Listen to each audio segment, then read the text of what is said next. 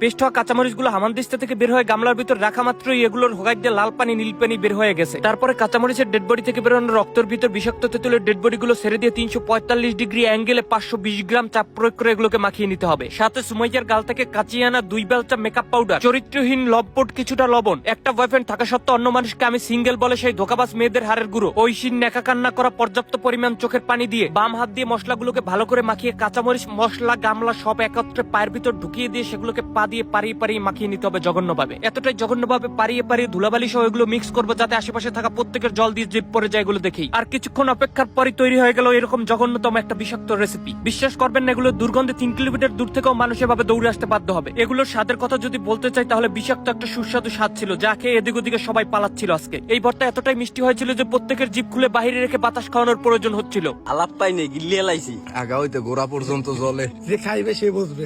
মধু সব ডাইলে দিয়েছে, হ্যাঁ নি বুঝছেন। এত স্বাদ কে মিডে মুখ মারিয়ে রাখছে।